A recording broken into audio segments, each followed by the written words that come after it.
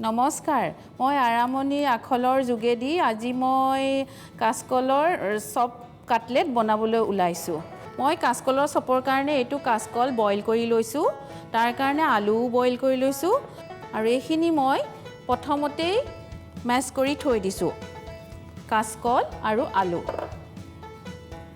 ইয়াত আপুনি অলপ আদা দিলে গৰম মছলা দিলে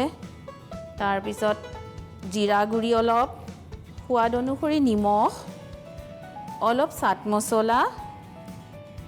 অলপ কাটা জলকীয়া অলপ পিয়াজ আৰু ৰঙা জলকীয়া গুৰি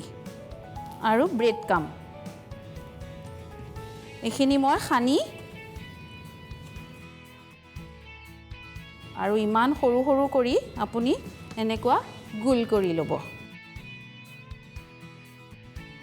এনেকে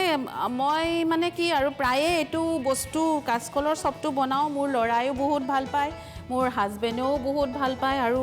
আপোনালোকে আলহী আহিলে এই এনেকে মেশ কৰি ফ্ৰিজতো থৈ দিব পাৰে যাতে সোনকালে মানে গধূলি সময়টো যেতিয়াই তেতিয়াই মানুহক আহিলে আলহী আহিলেও ঘৰত দিব পাৰে মানে বহুত ইজি আৰু কম সময়তে হোৱা বস্তু এইটো এতিয়া মই কাসকলৰ কাটলেট কিটা ভাজিবলৈ ওলাইছো এটা গ্যাসটো অন কৰি লৈছো এটা ফ্ৰাই প্যান ইয়াত ৰিফাইন তেল ইউজ কৰিব ৰিফাইন অইলও ইউজ কৰে আৰু সাধাৰণতে আমাৰ বহুত মানুহে অসমীয়া মানুহে মিঠা তেলও ইউজ কৰে এতিয়া তেলটো গৰম হ'ল গৰম হোৱাৰ পিছত মই এয়া কাটলেট কিটা দি লৈছো